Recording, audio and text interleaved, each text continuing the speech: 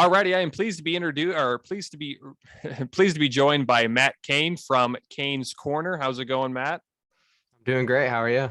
I am doing great again. Thanks for coming on to talk about the NBA Finals. Before we start talking about some basketball, if you want to tell more about yourself and your channel and all that good stuff. Yeah. So, like you said, I'm Matt Kane from Kane's Corner Sports.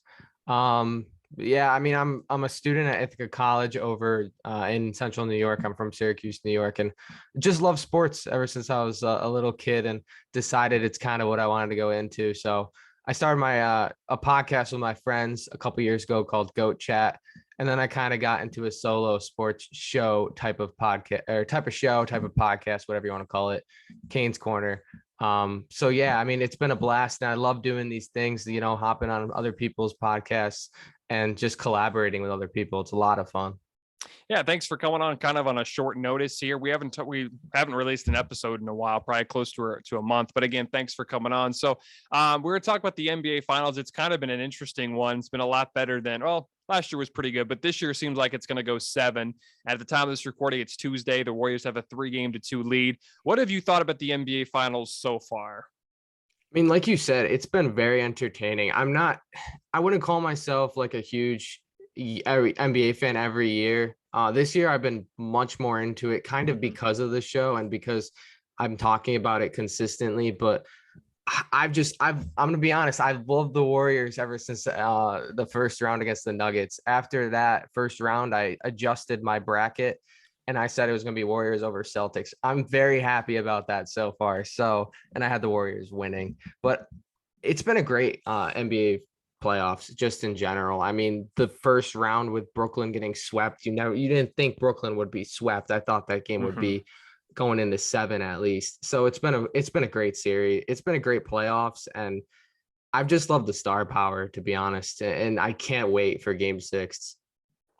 Yeah, and you're a lot better on your predictions than me, because I thought it was gonna be the Bucks and Suns again with how good both teams were looking going into the playoffs, and they completely. Well, they didn't do terribly. I mean, they got past the second round. They got to the second round, but still not even make the conference finals. So yeah, the series has been very interesting this year. Now I think it's going to end up going 7 with how well Boston has answered. Now they've lost back-to-back games. They haven't done that, I don't think, all postseason. So what do you think, or let's talk about game 5 a little bit, right? Why do you think the Warriors were able to win by 10 despite Steph Curry not having that great of a game? I think that's more to talk about with the Celtics. I was shocked at the Celtics' performance offensively because they were an explosive team, and we saw that multiple games throughout the NBA Finals. I mean, Jaylen Brown is such a good player, and he really showed that throughout this NBA Finals. Jason Tatum, I feel like, needs to step up a little, but the reason why I think the Warriors won is because of Andrew Wiggins. I mean, Wiggins came out and he showed that he could be a number 1 pick. He could live up to the hype that he once had. And despite Curry's, I think it was 0 for 9, 0 for 10 from 3, I believe, Klay Thompson was able to shoot the ball to yesterday. I think the role players stepped up, and that's kind of what you want.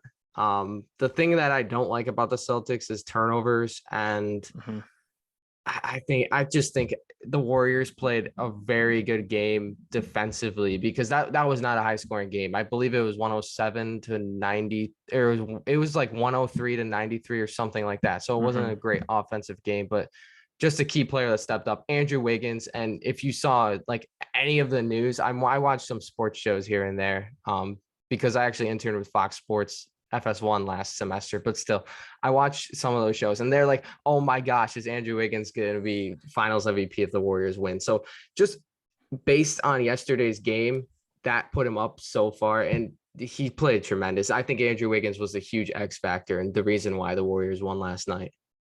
Yeah, Andrew Wiggins seems like he has a history of kind of disappearing in the second half or disappearing for some games. He's done that a little bit in the finals this year, but yeah, he's definitely been improved. I think Wiggins too, it kind of shows that he's not a number 1 option, but he can be a great number 2 or number 3 option, right? And of course, we look on the Celtics side. In my opinion, the free throw shooting was horrible from Boston. They haven't been that great at all this these finals, if you really think about it. And of course, the turnovers and their offense, as you mentioned, was not great. They looked really timid for some reason. They just looked really timid in the game. I thought, Jason Tatum played a better game, I felt like, in game 5, but yet all the other guys kind of just didn't really play well at all. But yeah, I think, Golden State, they're looking impressive. I do think Boston wins game 6. Do you think Boston goes back to, or do you think that the series goes back to Golden State with the series tied, or do you think the Warriors just finish it in Boston on Thursday night? I can't see the Warriors winning in the Garden. Mhm. I just can't. Like you said, the Celtics haven't lost. They actually haven't lost back-to-back games, I believe, since January 17th or something, since Mhm. they really had that streak of greatness, I guess you could call it. So I can't see them losing 3 games in a row, and I can't see them losing in the Garden. I'm expecting someone to step up. I'd probably, if I bet on it, I'd probably say Jaylen Brown, but no, I think this game's going to go to game 7, or the series is going to go to game 7. I don't see them losing in Boston. Yeah, like I said, Boston, I didn't even think about that because I thought, I kind of forgot that they hadn't lost back-to-back games in a long time. But to go ahead and lose, not to go ahead and lose back-to-back games, that's huge. It was big for Golden State. And now again, if once the series is over, let's just say Golden State wins the series, right, in 7. Do you think Steph Curry gets the MVP, or do you think another player for the Warriors would get it? Because I think it's going to be Curry, but I mean, is there another chance that someone else gets it, or? There's no doubt in my mind it's Steph Curry. And this might be, I don't know if I'd say biased because I'm not a Warriors fan, but I'm a huge Steph Curry fan. I love the 3-point game and how he's just kind of changed the NBA. But Mhm. Steph, I mean, you think about the games that were huge. Steph had 40 in game 4. I think it was around 40, maybe more. 30 in game 2, I believe. So like, I just can't see anyone else other than Steph winning it. I understand the Andrew Wiggins debate, and I understand if Steph wasn't there or he wasn't producing as well as he has been, that Andrew Wiggins would win it. But Steph has been incredible. He's been insane. And I think it's finally time for him to win a finals MVP because that's kind of what people have been Mhm. complaining about him, I guess, for his resume and basically saying that KD kind of gave him those rings. I don't know. I'm not a huge believer in that whole he needs a finals MVP. I've talked about it before. Kind of makes me go nuts, but I think he wins the MVP. Now in Boston, do you think, because Jason Tatum hasn't had the best series, I feel like Jaylen Brown's been the best player for Boston. Do you think he deserves the MVP if Boston forces a game 7 and ends up winning in Golden State? Yes, I think a lot would depend on these next 2 games because Mhm. that's what's going to shift the series and shape Boston to win. I would probably bet on Jaylen Brown, and I feel like if someone asked me right now who would win it, I'd say Jaylen Brown. But don't get me wrong, Jason Tatum can easily win this. Like you Mhm. said, he had a better game yesterday with 25, 27 points, I Mhm. believe. And if he goes out there and I think he needs to play better on defense. I'll say that. But if he goes Mhm. out there, plays some good defense and makes his shots, I could see him totally winning it. But I would say between those 2 guys, I would give it also a shout out to Robert Williams because I think he is Mhm. Yeah. very important, but he's not going to win it. Well, he's been incredible for his shot blocking, at least, right? I mean, he's so like when any Warriors players gets inside, the paint, it's almost impossible to avoid Robert Williams, right? And I didn't think the Celtics running a 2 center lineup with Robert Williams and Al Horford was a great idea, but this series it's definitely been for the most part a good series because Robert Williams has been impressive. But at the end of the day, I think if Boston ends up winning it, which I don't know if they can, I definitely think they're going to go to a game 7, but I think if they did, I'd probably lean more towards Jaylen Brown. But if you really look at this whole series, who's been the player outside of like Jason Tatum and Jaylen Brown for Boston you've been most impressed with? Probably Robert Williams, but if because I mean, just thinking about the Warriors team, they don't really have a center to go up against him. And you Mhm. looked at those, if you didn't notice the lineups that Steve Kerr's been playing, he's been playing Draymond Green as the center. And Mhm. game 4, it didn't work out in the beginning because Robert Williams just killed them. They ended up winning, but Robert Williams killed them in the beginning. So I'd go with Robert Williams. If I had to go with someone other than Robert Williams, I'd probably say Al Horford, and maybe Al Horford. I don't think I could give it to Smart because defensively he's not playing good. And what's Marcus Smart known for? His defense. So Mm-hmm. I don't think he's playing that great on defense, at least. So it's a tough question. Maybe Grant Williams too, because Grant Williams has been playing decent coming off the bench, especially in games that they've won. Well, the Celtics bench has been very pivotal, and it's very important too when you get to the postseason or get down to the finals. You have to have a good bench. Now they got the Celtics bench got outplayed by the Warriors bench. Like they scored 1 point in the first half, which is not very impressive. So, as you mentioned, that's great. I think Derek White for the Celtics has been very impressive. At least he wasn't really necessarily in Game 5, but you look at those first few games, very impressive. I think the Spurs made a huge, mistake of getting rid of him for. I don't even know what they got for him, to be honest with you, but they made a huge mistake of getting rid of him. But on Golden State side, who would you think deserves the most? Like, who have you been most impressed with outside of like Steph Curry, Klay Thompson, and Andrew Wiggins? I would probably say Gary Payton or Kevon Looney. Kevon Looney has, I'm going to be honest, I didn't think Kevon Looney was anywhere close to good. And then Dallas Mavericks series, he just came out of nowhere. Like Mhm. he just started having double-digit point games. And last night he didn't score that much, but he was very important on defense and important as kind of the big man. But I would probably, if I had to pick one of them, I'd pick Gary Payton. More specifically with last night's game, I think that definitely pushes him because he had 15 points off the bench. He had a plus minus of 16. So, and that was the highest plus minus out of anyone, including Steph Curry, including Andrew Wiggins. So he maybe isn't scoring the most every game for the Warriors on the bench, at least, but he's very important to their offense and even more important to their defense. That's kind of surprising because I know Gary Payton's been pretty good this postseason, but I wouldn't necessarily think that, you would see Gary and Payton impressive. Um, outside of Steph Curry, Klay Thompson and Andrew Wiggins, I would say the most impressive. I mean, Jordan Poole's been solid. There's been a few games where he's kind of disappeared, but I mean, in game, was it last night? I can't remember how much points he had last night, but Jordan Poole's been solid. He's been a lot better than game 1 and game 2. I think game 1, he had like 30 or 31 points, but Jordan Poole's been solid, but outside of like Steph Curry, Klay Thompson, Andrew Wiggins, I don't know if I'd really have the most impressive player. I'd probably just go ahead and go Jordan Poole, but let's start talking about Draymond Green. He's been very interesting this finals, to be honest with you. What have you thought about Draymond Green's play? He picked it up in game 5, but what have you thought about his performance these finals?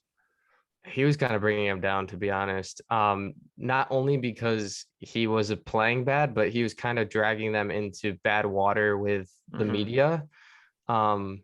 Mostly because of his Draymond Green show, which has been on all over headlines, which, I respect. Being a podcaster, being a host of a sports show, I respect him for, doing these post-game reactions. But I feel like he was just dragging them in bad water and even fouling out, getting technicals. It's Draymond Green. I understand he's going to do that, but in the finals, I feel like you have to cut down somewhere. Like you said, last night, I feel like he picked it up. I feel like he played a lot better than previous games, but I would say Draymond Green, he was dragging the team down for the majority of the finals so far. Hopefully he could pick it up, and I feel like he will because I have the Warriors winning in 7. So. Yeah, he's been. It seems like it seems like at least this year in the postseason, he's been a little different. Now we all know he's past his prime. He's not really young anymore. He's 32, 33, I want to say. So he's definitely past his prime. But yeah, I mean, he could turn it down a little bit, like just play more. And I know that's kind of his style, but I think you're kind of hurting the team, as you mentioned, but I mean, they still have a 3-2 lead. And if they end up winning, everybody's going to forget about that and see how impressive he is, because at the end of the day, he's going to have 4 rings. And yeah, you have to give him some respect, especially after a basketball game, doing a podcast. I think most players, when they get done playing a game, they don't necessarily want to do a podcast. Right. So definitely give him some respect, but at least, just tone it down a little bit, focus more on the finals. Right. So anyways, about that, but anyways, let's continue with the NBA finals. Now, Ime Udoka is in his first year as head coach. He's been very impressive this year. To lead a team all the way in your first year to the finals is very impressive, especially with Boston. I think it's the first time since 2010 that they're in the finals. But Do you think right now Ime Udoka is kind of, since this is his first year and Steve Kerr is in his his 7th or 8th year, do you think that's kind of a disadvantage at the moment? Yes. You even see it during some games. The thing about Ime Udoka, and I think he's a fantastic coach. I mean, that was A+ hire. I thought, Brad Stevens being gone, I didn't know what he was going to do, but he's a fantastic coach. But you can see it in the NBA Finals. They can't make adjustments. They start blowing leads. They even blew leads against Miami. It somehow came out of it, but they blew leads against Miami. And when they're down, they're down. Like, he just can't make adjustments, and you saw that with Steph Curry in the first 4 games. Steph had a bad game, so like I can't tell if he made an adjustment, but I feel like with the coaches, what they're huge, what the X factor they're gonna do is make adjustments.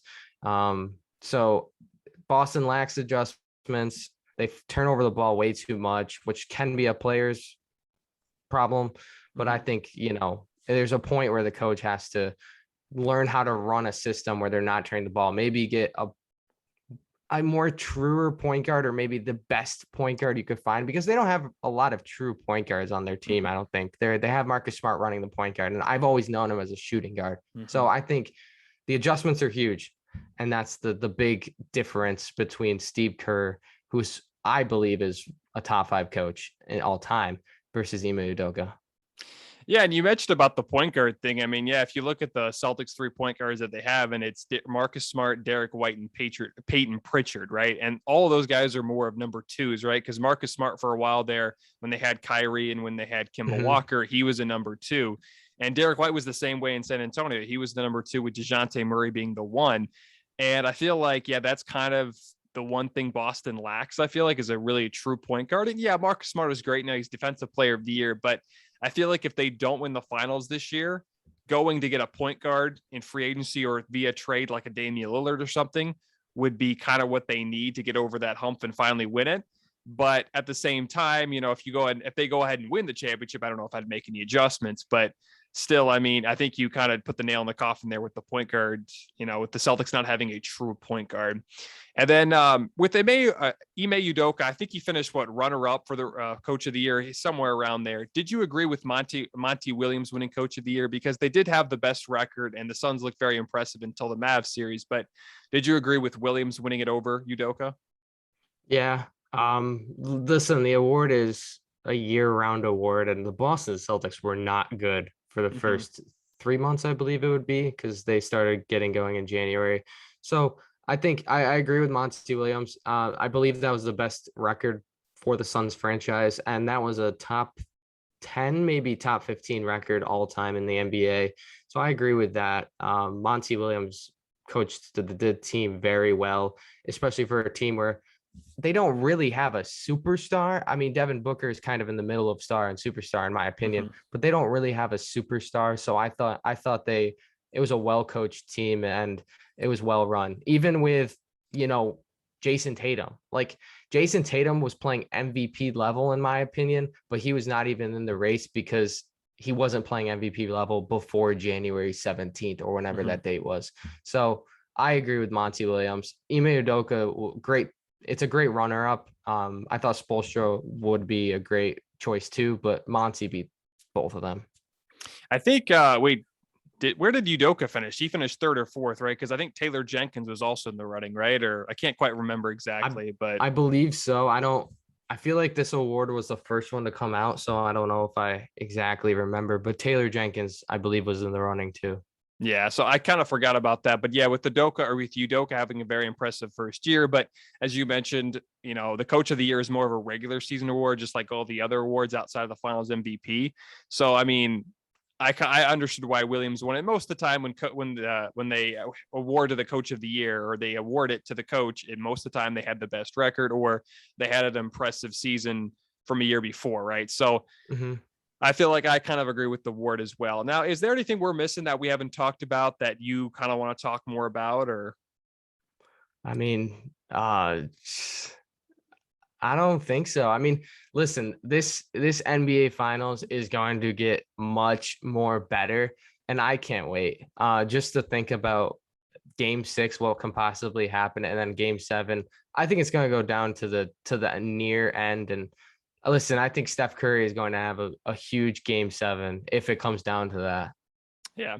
Well, if he ends up having a huge game 7, that's going to finally probably most likely going to give him that finals MVP, because as we talked early on, and I think everybody's else, every other sports show, every sports podcast, every YouTuber, they're all talking about Steph Curry needs that finals MVP, because if he ends up winning his 4th ring and doesn't get that MVP, people are going to kind of look at him and say, you know, that does look impressive. That's kind of a weak spot on his record, because if you look at all the top players with rings, they all have a finals MVP at least, right? So, but I think he still is a Hall of Famer, but yet without that finals MVP, it doesn't look as good.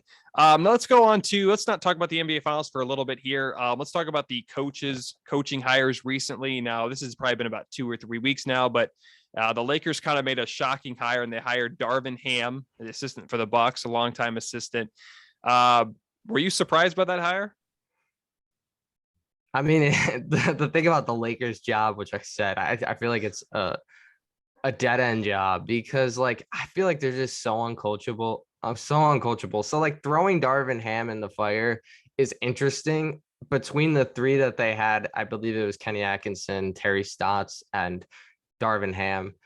I didn't really like any of them. Mm-hmm. But the thing with Darvin that I like is we don't know what he's going to be like. And he's under Mike Budenholzer for a while. And I think Mike Budenholzer is a top 5 coach right now. So he was under him. So maybe he learned something here or there. But listen, I don't think the Lakers job is enticing at all. And I feel bad for Darvin, because I feel like he's got to deal with Russell Westbrook. He's got to deal with Anthony Davis, who hasn't played basketball, and let us know that he let us know that he hasn't played basketball in a while. Not sure why. And then LeBron James. So, and like LeBron is probably the easiest one to coach out of those 3 by far, but it's just LA is a mess. Well, do you think do you think the Lakers should trade Anthony Davis or Russell Westbrook or both? Or what do you think they should do with, well, we definitely know they're not trading James, right? But what do you think they need to do with Russell Westbrook and Anthony Davis?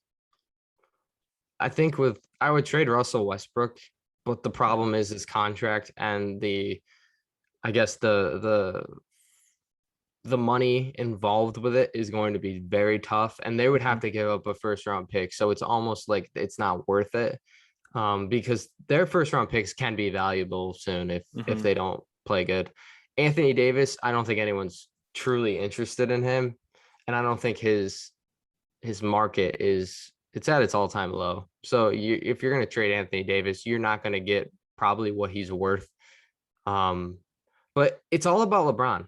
Because if you trade one of LeBron's boys, he's unhappy. So it's like if you do something, it might be a domino effect. That's the problem that I have with LA. And I'm very interested how Rob Pelinka and the front office is going to handle this, because it was mishandled, whether it was from Rob Pelinka or people have said it's because of LeBron, which I kind of am in that boat. But whoever mishandled this, they're going to have to deal with it for the next 5 years, because I don't think this LA issue is going away. Do you think some of the problem is Jeannie Bust, or do you think she's completely free of this? What do you think? Like, is she, she's technically the owner, right? So where do you think she, does she deserve any of the blame, or? The problem is, I'm not sure. I don't know 100% of the story, and I don't know who's telling the truth, because I believe Rob Pelinka and Frank Vogel wanted Paul George. No, was it Paul George? No, it was DeMar DeRozan. DeMar DeRozan, who played fantastic, by the way, this season. They wanted DeMar DeRozan, and DeMar wanted to go back to LA because he's from Crenshaw, I believe. So he wanted to go back, but then LeBron wanted Russell. So like, I don't know who's telling the truth, but you're right. At the end of the day, Jeannie Buss is the owner. So she takes a lot of blame for this. She's the owner. Pelinka's the GM. I understand it's LeBron James, and I'm not sure how it's all run there. I don't know the ins and the outs of the Lakers franchise, but whoever vouched for Russell Westbrook, the problem is there. And also, I'd like to point out, I think Clutch Sports, said that they wanted Russell Westbrook gone at the trade deadline, but Rob Pelinka refused to because they wanted Russell Westbrook in. So it's just all a mess, and I don't know who's telling the truth or not. Now, if you were a team outside of Lakers in the NBA, who would you try? Let's just say a hypothetical here. Who do you think, if you were a GM of any other NBA team outside of the Lakers, who would you trade for, or who would you trade for first, Russell Westbrook or Anthony Davis? Anthony Davis. I think Mm-hmm. Russell Westbrook is just he's not that good. I mean, like Russell Westbrook, don't get me wrong, in his heyday was a fantastic player. Mm-hmm. And the Wizards, when he played there, he had a good streak, but he was pretty bad for the majority of the season. And then he goes to LA and he's under the microscope and he's with LeBron, and Mm-hmm. LA is in the news all the time. So he's under that microscope and people are realizing he's not that good. I don't think he's that good.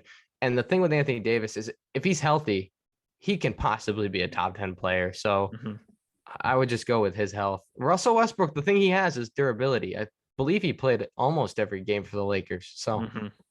I would take Anthony Davis. It's not two enticing options over in LA, other than LeBron.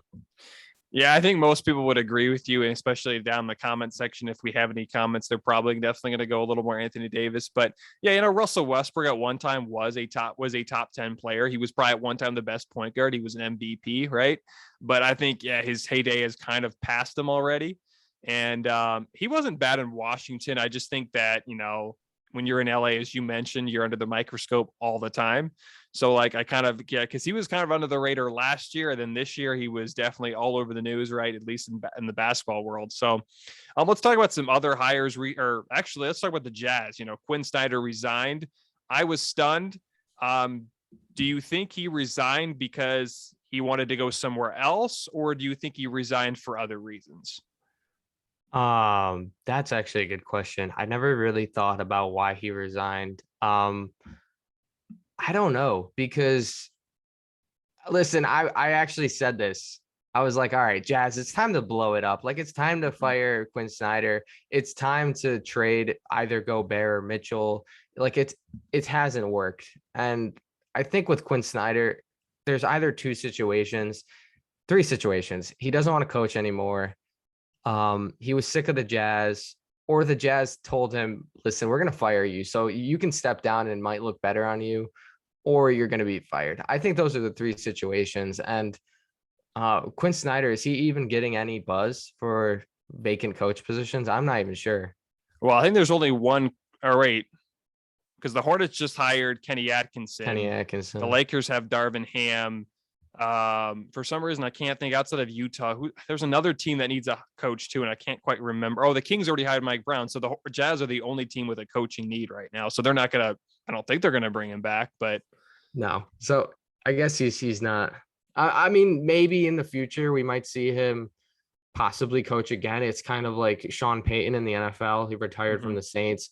I think he'll be back in a year or two. So possibly we'll see Quinn Snyder back. Maybe he'll step into an assistant role or some other type of role. But for the time being, I don't think Quinn Snyder is going to be coaching. As you mentioned too, you think that the Jazz need to blow it up, right? And if I was the Jazz, I would look to see if I could trade for Gobert. But with all the news surrounding Donovan Mitchell, he's the best player for the Jazz. We all know that hands down, right? But there's been rumors of him going to the Knicks. And even before last year, even before Quinn Snyder resigned, there was talks about Mitchell going somewhere else outside of Utah. He's still got 4 more years left in his contract. Could you see him getting traded to like the Knicks or maybe the Heat or maybe, I don't know, some other team, like maybe like the Sixers or something? I mean, do you think Donovan Mitchell is done in Utah? Do you think do you think he's going to play in Utah next year? Yeah.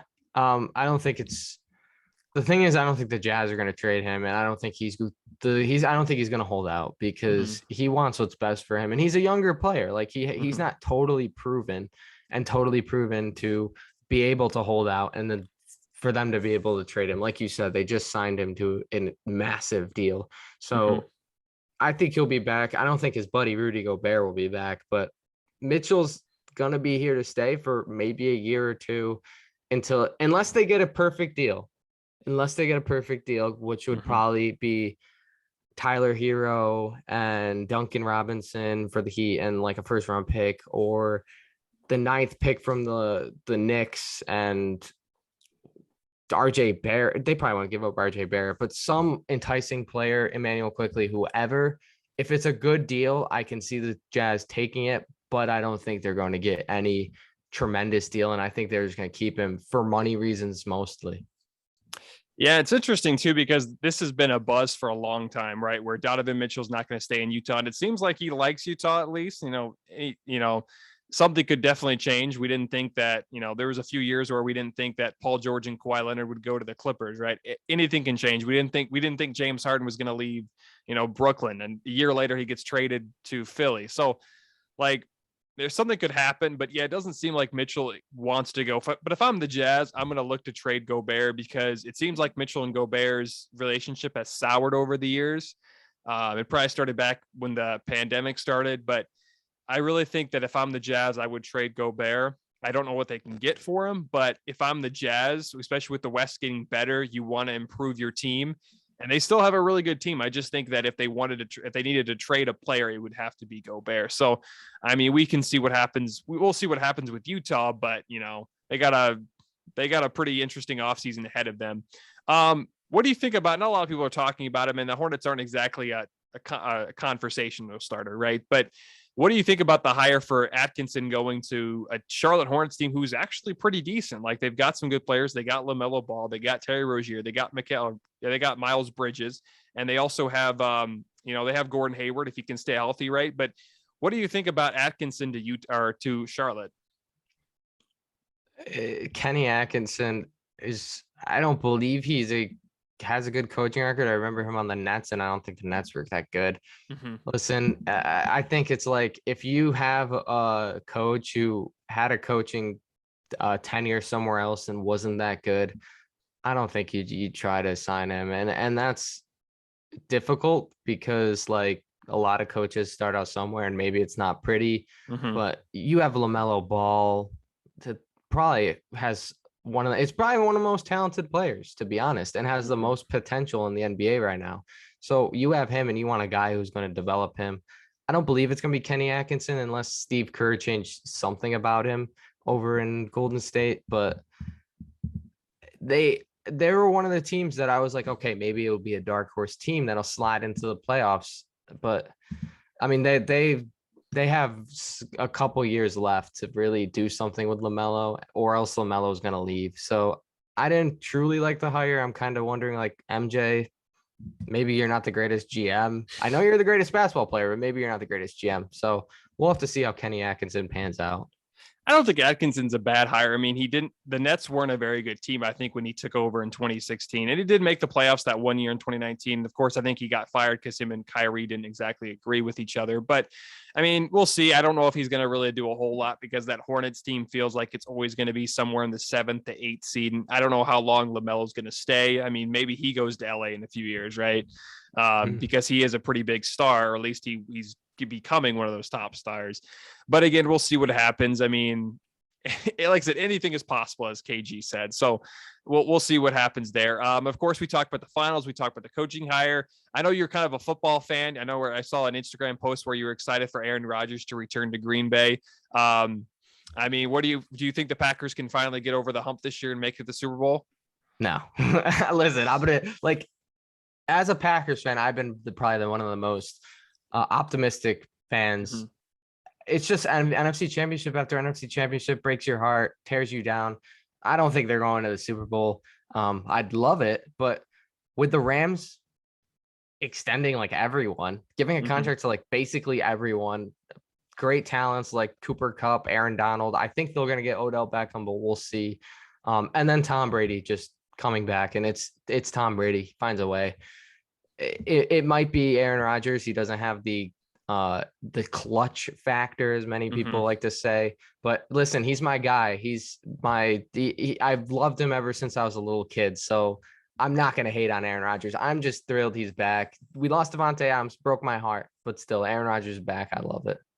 And that's really the only weak spot. Well, there's a few other weak spots for the Packers, but that receiving core, I mean, if you look at the Awful. Packers, well, yeah, but if you look at the record, It's they've done a young. pretty It's good. young. It's very young. Yeah, I mean, I think it's better than the Ravens, though. You got to be honest with you. Yeah. But I mean, they've had a pretty good history of drafting receivers in the second round. I think they showed a graphic one time. Devontae Adams, Randall Cobb, Greg Jennings, and Jordy Nelson were all second round picks, and that might have been Rodgers mostly.